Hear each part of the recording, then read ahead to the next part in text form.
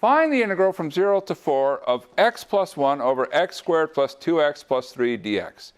And we have a sequence of choices, log 1, log 2, log 3, log 4, or log 5. Did everybody get the answer? See? Log 3? All right, log 3. Now, there's a big clue if you look at the answers. They all have log. So you're like, I should be looking for something which leads to a log integral. So that kind of tells you, I should try a substitution where u is the bottom part. Because how do you get logs? It's like 1 over u. So u equals x squared plus 2x plus 3. du is 2x plus 2, which we can move the 2 across. So a half du is x plus 1 dx. So we're doing a different integral. We always update our bounds, so we never have to go back. 1/2 1 over u du, which is our log u. Evaluated 27 to 3. Well, log of 27 minus log of 3. We know how to deal with that. Log of 27 minus log of 3 is log of 27 over 3, which is log 9 with the half in front. Not one of our options. But we say, hey, we know a lot about logs. Half can go inside as an exponent. 9 to the half, which is 3. All right. Good times. Any questions on this one? All right. Cool. Well, for today's thought, to climb steep hills requires slow pace at first, by our William Shakespeare. Or Billy Shakespeare, as he is probably known to his friends. And, I think the reason I was thinking about this one is when you first start learning challenging problems, it feels like it takes a long time to do them. And it's very frustrating, and you might want to give up. But you have to understand, it's going to be slow. You have to work through the process. You're learning the procedures. Stick with it. Your pace will pick up, and you'll start to do problems faster and faster. And so don't get discouraged. That's one of the big challenges of learning math in particular, I feel, is the way of discouragement. But learning in general is how do you deal with discouragement. And if you can learn to overcome that, you're going to be great. So keep at it. All right. Well, I wanted to do this problem before we get into today's topic. And it's a problem about definite integrals. And we're asked, find the integral from 1/2 to 1 of r of 4x. And then we're given the following. The integral from 1 to 3 of r of 2x dx. That turns out to be 5. The integral from 1 to 2 of r of 3x dx is 4. The integral from 4 to 3 of r of x dx is 2. And the integral from 0 to 1 of r of 5x dx is 6. Now, you look at this problem and say, what is r of x? We don't know. We're given pieces of information, and we have to use that information to figure out what can we do to combine all of this together. But there's one thing you might notice, which is the insides, there's a little of inconsistency. They're not always the same thing. You have a 4x, a 2x, a 3x, an x, and a 5x. So it's like you have apples and other kinds of apples and other kinds of apples, right? They're just sort of hard to do comparisons with. So what can we do so that we can more easily relate these integrals together?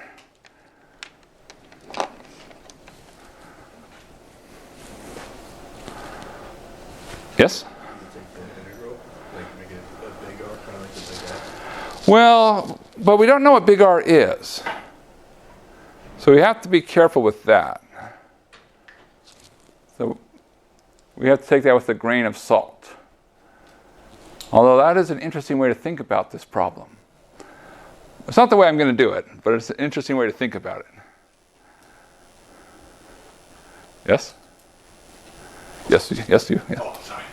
Could you take out the number in front of dx and then put it behind the r, so the top one would become 2rx, the next one is 3rx, next one is 1rx,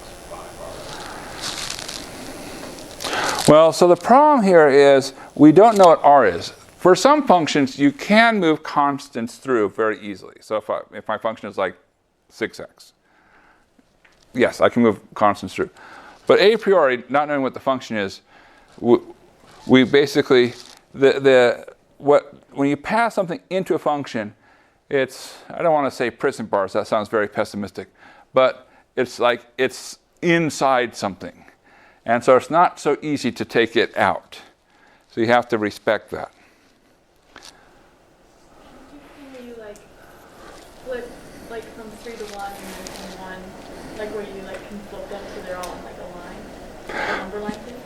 We certainly can do things, and indeed, if you look at this last one, that feels out of place, right? Because you see this integral from 4 to 3, it should be 3 to 4. And we'll make a note of that one. Let's go ahead and say, what's the integral from 3 to 4 of r of x dx? -2. Now, the problem here is this half doesn't match with anything along these bounds. So how do we stitch it together? Could we substitute the inside and then change the bounds? Yeah! Let's use what we learned last time. What a clever idea. Yes, that is what we'll go with. Okay, so let's talk about what we're trying to find. So let's let u equal 4x. Then du would be 4 dx. Or if we use our fancy technology, we can say 1/4 du is dx. That looks too much like an x. So this would become the integral of r of u, 1/4 in front, and what would the bounds be?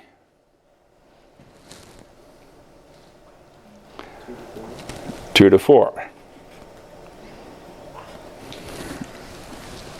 All right, so now we say, hey, I can think of the original problem as being just r of u. And on a side note, we can do the same thing here. We can say u equals x, du equals dx. So this is the same as the integral from 3 to 4 of r of u du. So let's repeat that. What about this integral? What would be our substitution? Be 2x. What's on the inside? So u equals 2x. 1/2 du is dx. So this becomes 1/2 integral r of u du equals 5. But what are the bounds going to be? Because 1 and 3 are x bounds, we need u bounds. Yep, 2 to 6. Or we could say, the integral from 2 to 6 of r of u du is 10. Because we can multiply the half across. Okay, well that's actually somewhat promising, because notice, now at least we have matching 2's. Nice.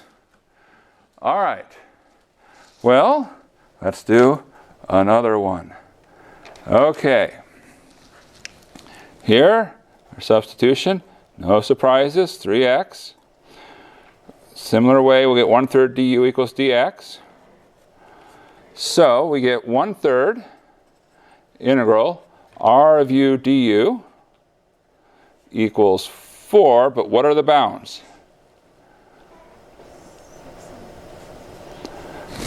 6 for the top, and what's the lower one? 3. Or integral from 3 to 6 r of u du is equal to, multiplying the 3 across, 12. All right.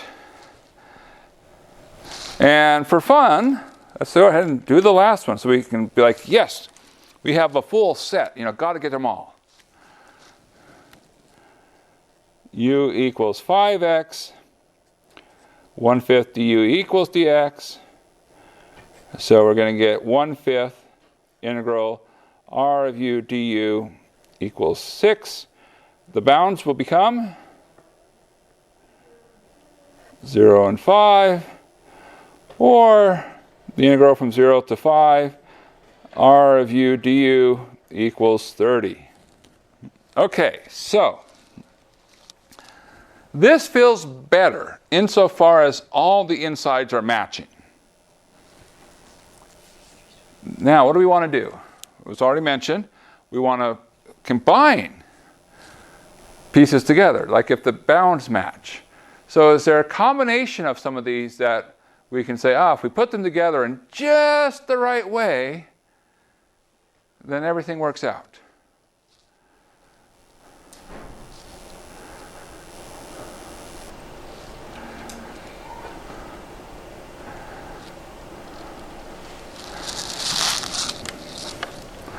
So let's just think about what we have. We need to start with the 2. Is there anything that has a 2 at the start? Yeah, that's the only choice we have, right? So right now we have 2 heading out to 6. Well, that's not 4. So we say, okay, we started at 2, we're stuck at 6. Is there anything else with a 6 in our options remaining? The second one. Say, okay, 6, and then there's a 6 back to 3. And I can combine, if I combine these two together, what can I do? I can get 2 to 3. So if we subtract, we can say the integral from 2 to 3 r of u du, that comes from taking the integral from 2 to 6, subtract the integral from 3 to 6, which would give us, let's see, that would be 10 minus 12 is negative 2. Now that's from 2 to 3. That's not 2 to 4, but we can get 2 to 3. How do we get 3 to 4? Yeah, we have the third one. So we have this third length, which will get us from 3 to 4. It's at the bottom there, but. So the integral from 2 to 4, r of u du, that's the integral from 2 to 3, plus the integral from 3 to 4. And if we add these up, we get negative 2 plus negative 2, which is negative 4. Okay, so is negative 4 our answer? And why not? No, because you have the 1/4 alpha. Yeah, don't forget the 1/4. So, but we're almost there. It's 1/4 times negative 4. So our final answer is minus 1. Woohoo! So essentially what's happening in this problem is we're using substitution to make our insides compatible. Because once our insides are compatible, we can start gluing, in some sense, combining intervals together. When they have different insides, you can't do that. All right. Any questions? If you like this one, I think there's one like this on the practice quiz. So, good times. Something to look forward to. All right. Well, the goal for today is we're going to talk about an application of integration, but it's not going to come as a surprise. It's going to feel like, wait, haven't we already said that? But still, we should say it. So, looking ahead to next semester, which doesn't feel that far away, we're going to be doing lots of applications of integration. So it's good to get into the philosophy. What are the applications? How do we think about them? So integration is about adding things up. So what you do is you say, I'm after some quantity. I'm trying to measure something, a total. But it's hard to measure for whatever reason. Basically, the big challenge is that we understand things which are flat really well, but the world has lots of bumps and curves and stuff. So what happens is calculus comes in and says, no worries. Take your big thing, which is very bumpy, and chop it up into little tiny pieces. And the little tiny pieces are basically flat. And like, great, we can do that, and now add your pieces up. That's what's happening with the integration. So we break things into small parts, find the contribution of each part, add it all up. So the integral sign means add up. So for us, we're talking about area. And so our application is we want to find the area in a couple of cases. So a very simple case is, suppose you have this curve y equals f of x, and you want to find the area from A to B. Well, how are we chopping things up? And this goes back, think Riemann sums. What were we doing with Riemann sums?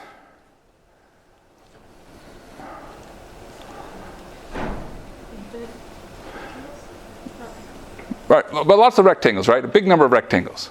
So the way we cut things up is we say, we're going to have lots of little tiny rectangles.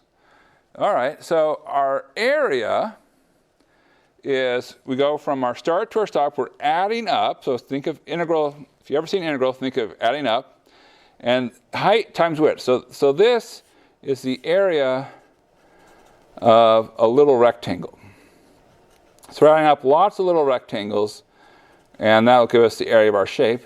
And so that's great. So if we have this curve, y equals f of x, starting at A, ending at B, then we integrate A to B. The height is the function. The width is the little tiny bit of x. So that dx has an interpretation. It's why it's good to keep that notation.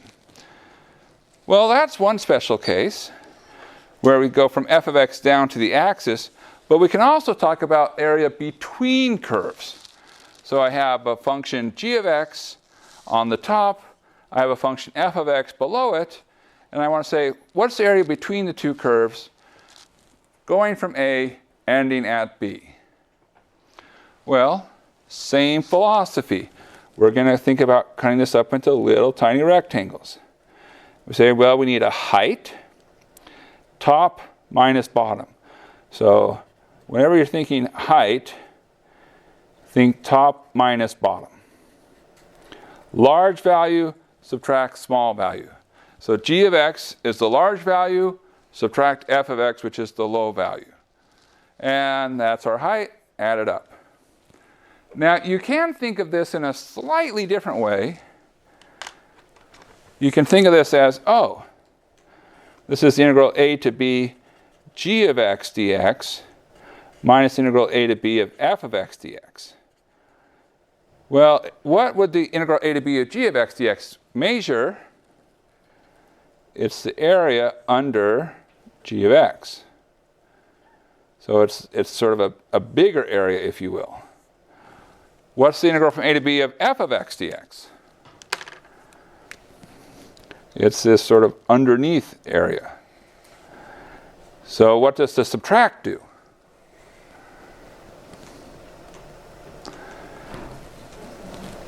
Take your big piece and subtract out your little piece. And what's left is the area. So that's another way to think about it. And it's not a bad way. It can be slightly misleading, but it's a good way to start your intuition. All right, so essentially that's our goal.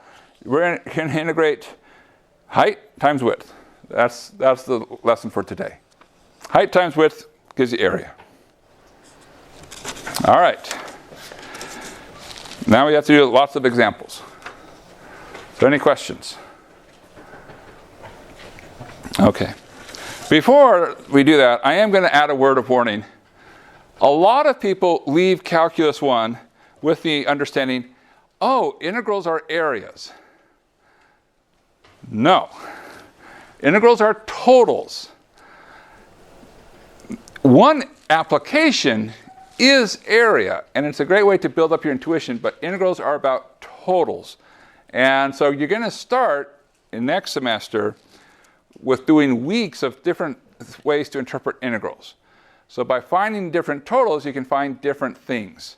So don't get caught up in like the idea of like, oh, an integral is an area. No, an integral is a total. Area is one application. All right.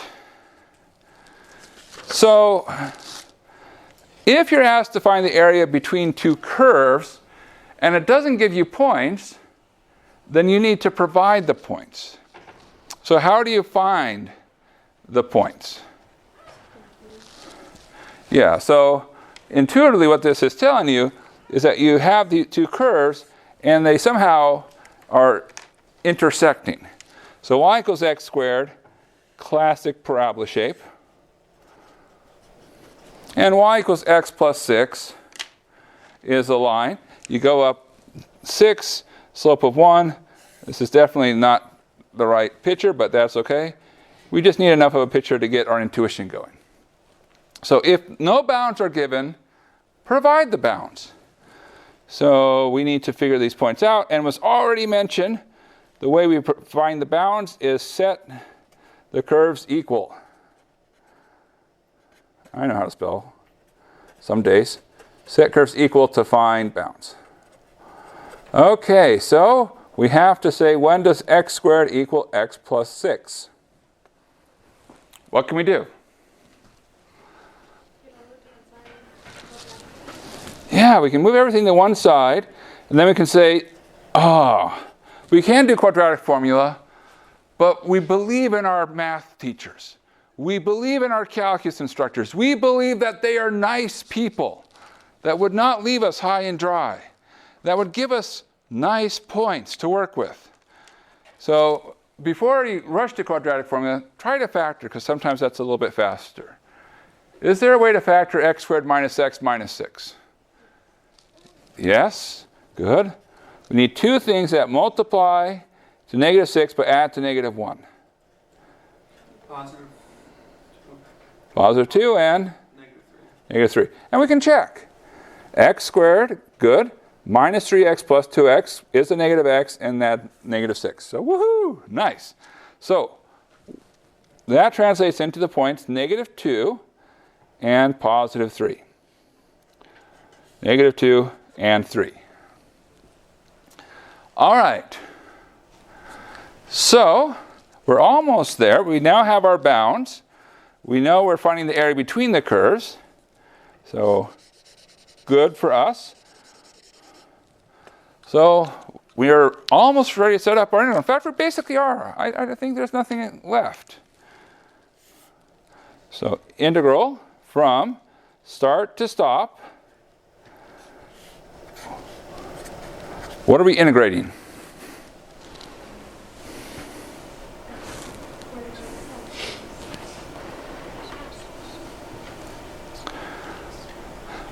So it's not trivial, this next question. What are we integrating? How do we figure it out? So what do we need to know? Well, we need to know which one's the top, right? So pro tip, make sure you know which one is on top. Now, how do you know which one is on top? You might say, oh, it's easy, I have a picture. But what if you didn't have a picture? Or what if you weren't sure about the picture? What can you do?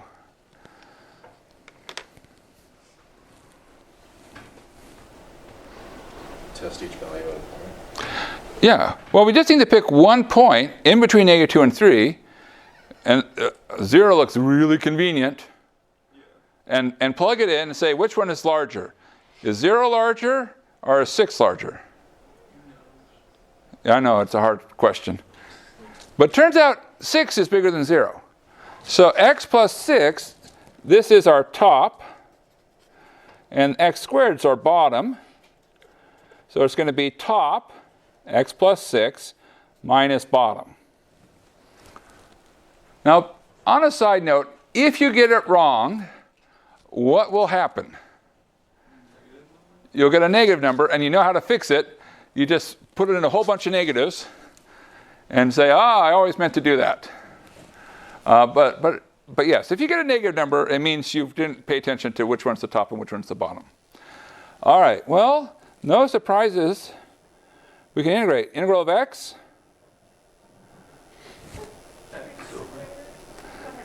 One half x squared over 2. Integral of 6. 6x. Integral of x squared. 1/3 x cubed. And then we're going to go from negative 2 to 3. So we get 1/2 times 9, 3 squared, plus 6 times 3, that's 18. 1/3 times 3 cubed is the same as 9, because you can cancel 1 3's and there's 2 9's left. Subtract. And on a side note, keep your parentheses game strong. A lot of people lose points because of parentheses. So be careful. And be careful when you plug in negatives. Negative 2 squared divided by 2. Positive 2. 6 times negative 2. Negative 12. Negative 2 cubed times minus 1/3. Positive 8/3 when you incorporate the negative. Yeah. And now you just hum and be like, do I really want to do this? I've got to do it. All right. 18. Well, okay, so we have 9 halves, 8/3. We're going to put everything over 6. So that's 27 over 6. Here, this will be a minus 8/3. So that's going to become minus 16 over 6. And then let's put our constants. We have 18 minus 9 minus 2 plus 12. So that's definitely a number. I think it's 19. Yep. And 19 over 6. I know what you're thinking. You're thinking 114. Okay, good. 114 over 6. Great. Great. Yeah, we're not done yet. Yeah. What can we do now? Well, 27 minus 16 is 11. And add 114 is 125. But unfortunately, 125 does not have any common factors with 6. So the final answer is 125 over 6. Now you might say, 125 over 6, what? What are our units? And the answer is, we didn't give you units. So you say, oh, okay then. So don't worry about units. If we didn't give you units, don't worry about units. All right. So that's comment number 1. Any questions? All right. Number 2. If your top and or bottom bounding curve changes, break the integral into parts. So you might be after an area, but you may have to do more than one integral to find it, because the way that you do top minus bottom varies depending upon where you are. So it's okay to have multiple integrals to get to the total area. So find the area between the curves y equals x cubed and y equals x squared plus 2x. All right. Before we sketch, let's talk about finding our intersection points. So we'll set x cubed equal x squared plus 2x. So they didn't give us intersection points, so we have to find them. All right. How do we solve for all values of x?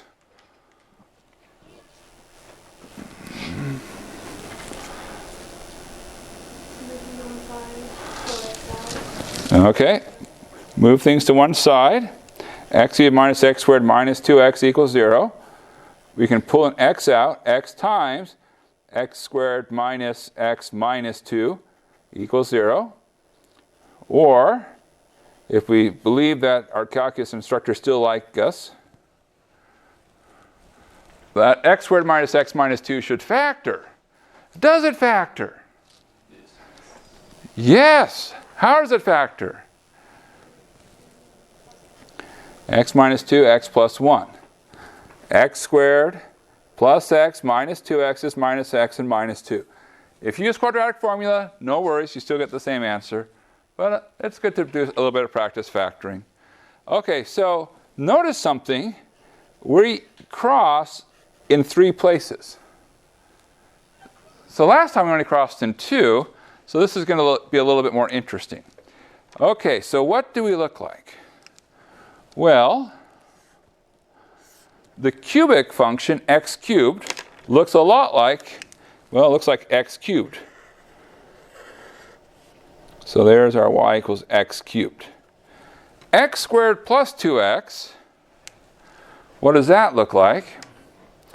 Well, if you think about it for a little while, one of the things you can do is like, where do we hit the x-axis?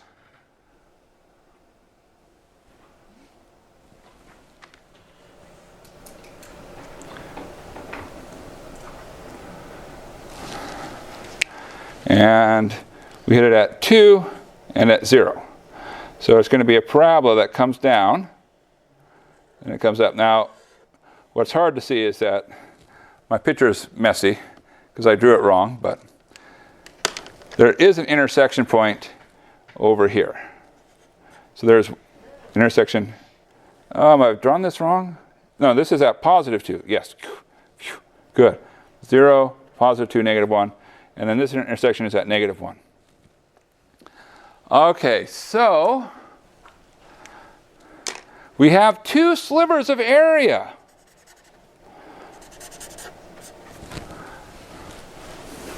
How do we find the area between the 2 curves? Which piece are we talking about?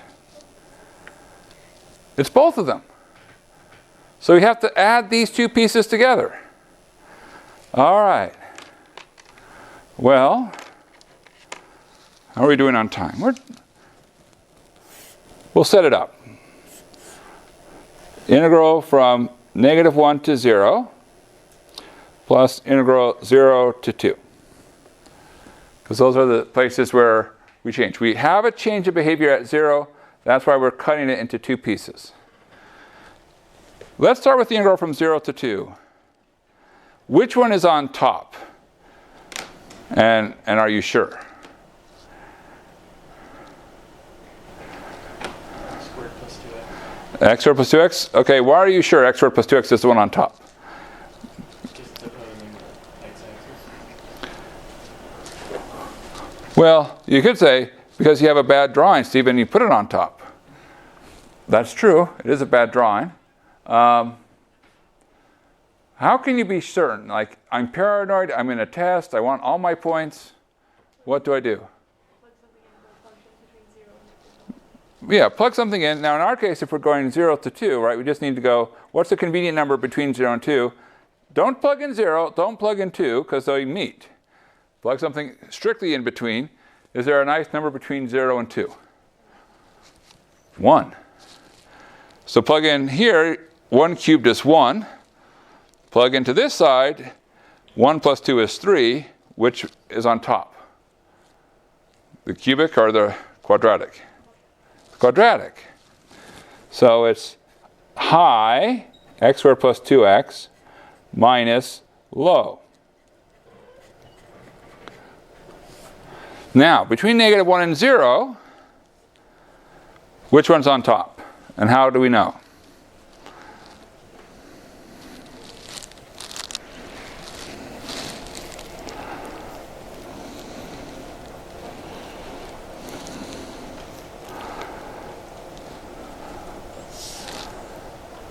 We can again plug in a point. What's a convenient point between 0 and negative 1? Or maybe what's a mildly inconvenient point? Negative 1/2. Negative half cubed is minus 1/8. Minus 1/2 squared is 1/4. Minus 1. So that's minus 3/4. Negative 1/8 versus negative 3/4. What's bigger? The negative 1/8 is a larger value. It's more positive, if you will. So, in this case, the high is x cubed, and the low is x squared plus 2x. And we'll stop with the setup just because we want to do a few other things. So just keep in mind, if you ever have a change in behavior, split it into pieces. All right.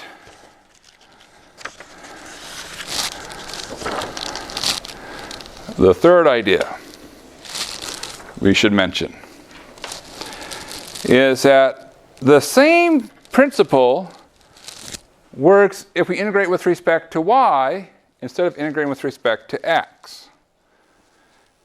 And you might think like, wait, I thought we always integrated with respect to x, and the answer is, but why? I mean, there's no reason that we can't change. And so what we can do is we might have some area.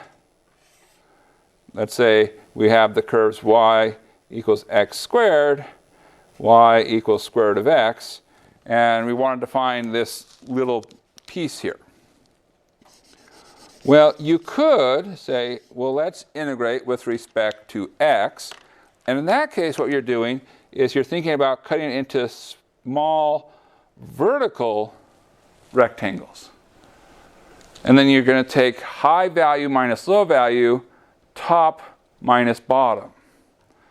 But the same principle says, look, you don't have to do vertical rectangles. You can do horizontal rectangles. So then we have high value minus low value, right minus left. So it's the same principle. Area is width times height. So now the height is a small change in y, and then the width is right minus left. How far across you are. All right, so there's an example here to illustrate. Find the area in the first quadrant bounded by y equals x minus 2. First quadrant, that means x and y are bigger than or equal to 0. Y equals square root of x will look something like this. Y equals x minus 2 starts here and goes up. And so our shape is this somewhat of a fin shape here. So here's our region. Okay, and we're asked to find the area of that region. So, do it in terms of x, do it in terms of y. Which one do you want to do first? Sorry, what? Okay. Why is going to actually be easier? I'm just curious if you're choosing y because like I want to do the easy one first, or it's because like I just want to practice with it, or if you're like, why are you asking me which one to do first? Yeah, all right, we haven't done that one yet. Okay. All right. Well, so let's think about it. When we're integrating in terms of y, we're basically thinking about going in these thin horizontal slices. All right? Right minus left. Look at the right curves and the left curves. Do they ever change? No, they're consistently. It's the same curve on the left all the time. It's the same curve on the right all the time. Now, we need to rewrite the function. So this is y as a function of x. We need to write it as x in terms of y. So if y equals square root of x, what does x equal? Y squared. If y equals x minus 2, what does x equal? Y plus 2. So, in terms of y, this will become an integral. Oh, we've got to talk bounds. We didn't talk bounds yet. Where do they intersect? So when does square root of x equal x minus 2?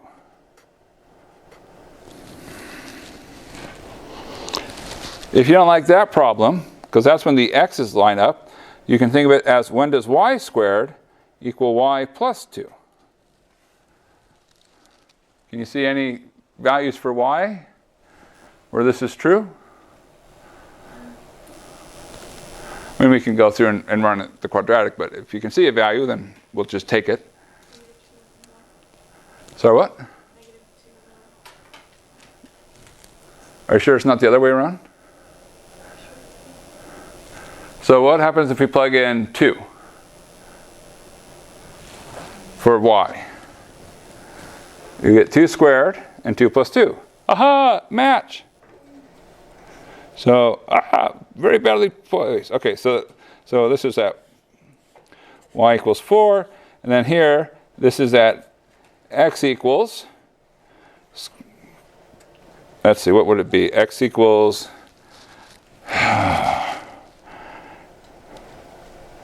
is it really 16? No, that can't be right. Well, x equals y plus 2. So I believe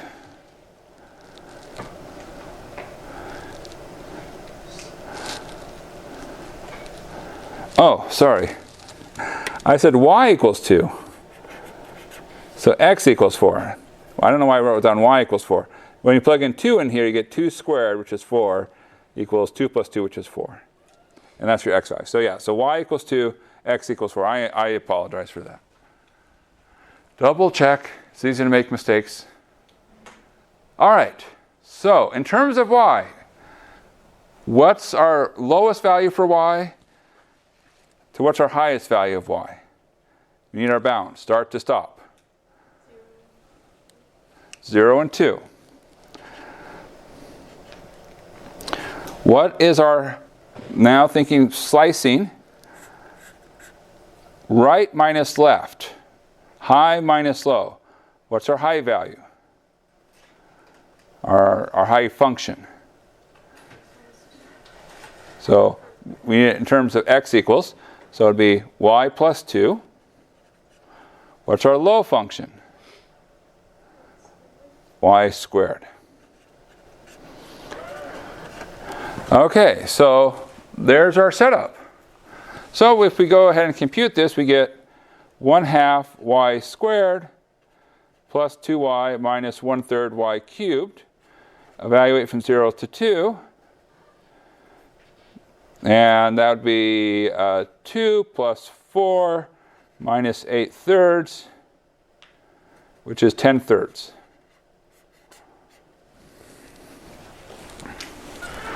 Okay, that's if we integrate in terms of y. But what if we integrate in terms of x? Now, before we do it, any guesses to what our answer will be? 10/3. Why do you think we're going to get the same answer? Still evaluating the same area. Yeah, we're still asking the same question. We're still doing the same area. It's just looking at it from a different perspective. But will anything change? Well, yes. Notice as we move along that at this point, there's a change in behavior.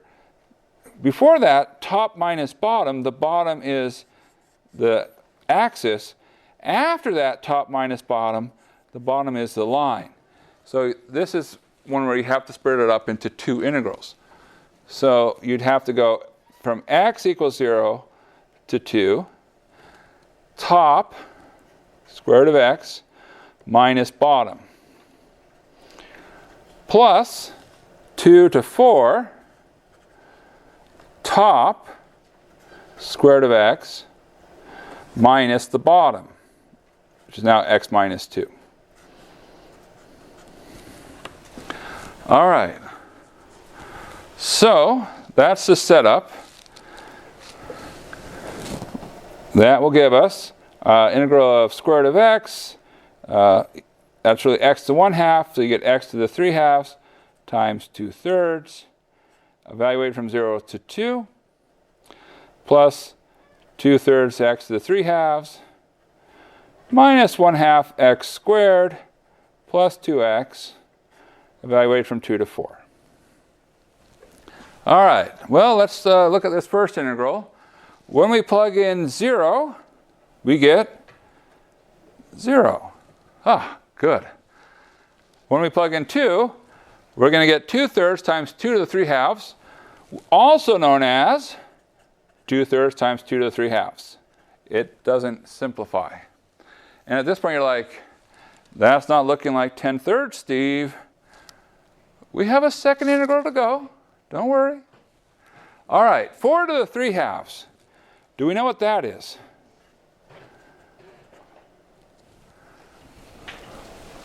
If it helps, 4 cubed is 64. Square root of 64? 8. You can also think of 4 to the 3/2 as square root of 4 and then cube it. So this will be 8. 1/2 times 4 squared, well, that's minus 8. 2 times 4 is plus 8. Haha, nice. Take our victories when we got them. Subtract. Plug in 2. 2/3 times 2 to the 3/2. 1/2 times 2 squared. Well, that's 1/2 times 4, so that's minus 2. And then 2 times 2 is plus 4. All right, does anything happen? That's very convenient for us. Yeah, the 2/3 times 2 to the 3/2 goes away. So we have this 16/3. Here we have a plus 2, but it's secretly a minus. Don't forget about your minus signs. That's why make your parenthesization game good and strong. So that's really minus 2, which is 16/3, minus 6/3, which is 10/3. So it's the same answer. That being said, which was the more enjoyable process? Why? Yeah, so even though you'll get the same answer, you can think about, well, which one is going to be easier to work with? So if you just sort of think about, okay, integrating with respect to x, vertical lines, think about the functions involved, think about how you break up. Integration with respect to y, horizontal lines, think about the functions involved, think about how you break up. We're going into overtime. Find the integral from 0 to 2 of t to the 4th plus 9 dt plus the integral from 3 to 5 of the 4th root of the square root of t squared minus 9 dt. And I will tell you that if you give somebody just this first integral, their expression will be like, no, I don't want to do that. That's a terrible integral. I can't find that. But on the other hand, if you give someone the second integral, their expression will be, this is a terrible integral. I don't want to do this one either. And so we're like giving you two really terrible integrals, and yet the claim is you can do it. It's like their powers combined. This is a problem with an answer. So let's talk about what you can do. So let's think about the picture here. Let's start with this first problem. So I'm going to think of this as y equals the square root of x to the 4th plus 9. And just get a bit of a sketch here. We have 0 to 2. And let's see, when we plug in x equals 0, we have the square root of 9. Okay, that's at 3. And then when we plug in 2, well, 2 to the 4th is 16. 16 plus 9 is 25. And so that's 5. And we're going up, so we're doing something like this. Okay, so the first integral is this piece right here.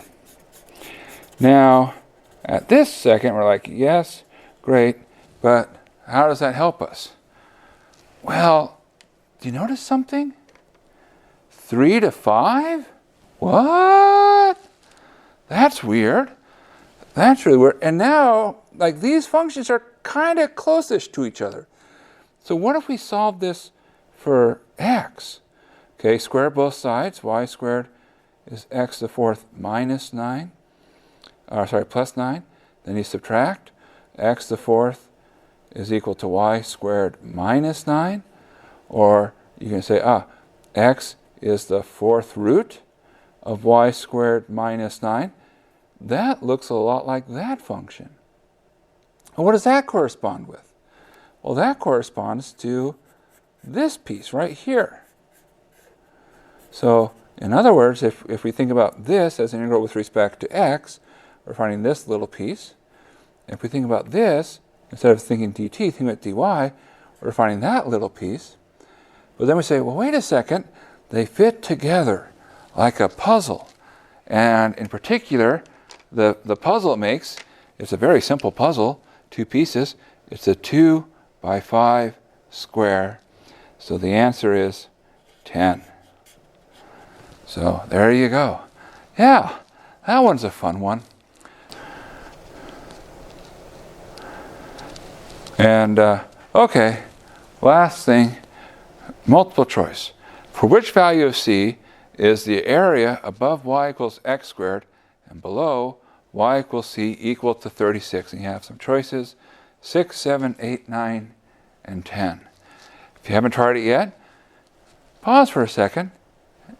See if you can figure it out. All right.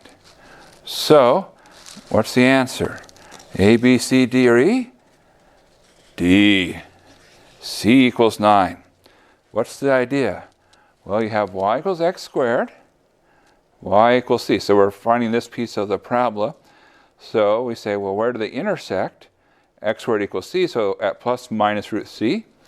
So 36 is equal to the integral from minus root c to positive root c of c minus x squared dx.